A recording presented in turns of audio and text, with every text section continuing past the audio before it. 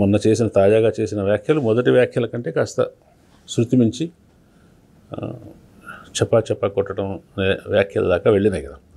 అక్కడేమో ఆంధ్రాలో రఫా రఫా అనే వస్తున్నట్టుగా ఈయన కొత్త నినాదం, కొత్త మాట సృష్టించి అది జర్నలిస్టుల మీదే గురిపెట్టారు. అది చాలా సీరియస్ విషయం. ఆ సభలో అంతమంది ఉన్నారు, జర్నలిస్టులు ఉన్నారు, వామపక్ష నాయకులు ఉన్నారు. అందరూ దాన్ని పగలబడి నవ్వటం, అదేదో సరదా విషయం, తేలిక విషయం అన్నట్టుగా నవ్వటం అనేది చాలా అన్యాయమైన విషయం. జర్నలిస్టులందరి ఆత్మాభిమానానికి సంబంధించిన విషయం అది.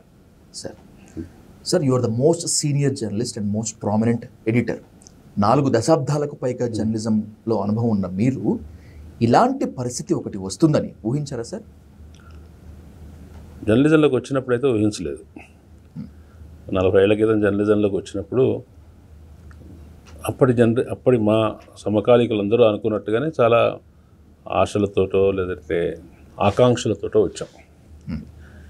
ఏదో ఉద్యోగం చేసుకొని సంపాదించుకొని జీవితం వెళ్ళదీయటం కాకుండా సమాజానికి కూడా ఏదైనా చేయగలిగే అవకాశం జర్నలిజంలో ఉంటుందని, జర్నలిస్ట్ అనేవాడు సత్యాన్ని బయటపెట్టడానికి, అన్యాయాన్ని ఎదిరించడానికి, ప్రజలకు మద్దతుగా ఉంటాడని అటువంటి ఆశలు కలలు ఉండేవి. అప్పటి నెరేటివ్ కూడా అట్లాగే ఉండేది. సినిమాల్లో అప్పుడు కనిపించిన జర్నలిస్టులు, అప్పుడు కథల్లో నవలల్లో వచ్చిన జర్నలిస్టులు కూడా అట్లాగే ఉండేవాళ్ళు. కాబట్టి అటువంటి ఒక ఊహతో, అటువంటి ఒక ఎక్స్పెక్టేషన్తో మాలాంటి వాళ్ళం అందరం జర్నలిజంలోకి వచ్చాము. అది ఎక్కువ కాలం ఉందని కాదు, ఆ భ్రమనండి, ఆశానండి చాలా తొందరలోనే పోయింది. కానీ మరి ఈ స్థాయికి, ఇప్పుడున్న స్థాయికి పరిస్థితి వస్తుందని మాత్రం అనుకోలేదు, ఊహించలేదు. జర్నలిజం చెడిపోయిందా? జర్నలిస్టులు చెడిపోయారా సార్? అది కొంచెం ట్రిక్కీ ప్రశ్న. జర్నలిజం ఏమీ చెడిపోదు, మంచి జర్నలిజం ఇప్పటికీ ఉంది, ఉత్తమ జర్నలిజం కూడా ఉంది. కానీ జర్నలిస్టులు విడిగా వ్యక్తులుగా చెడిపోయారంటే జర్నలిస్టులో మంచి చెడ్డలు ఎప్పుడూ ఉంటాయి.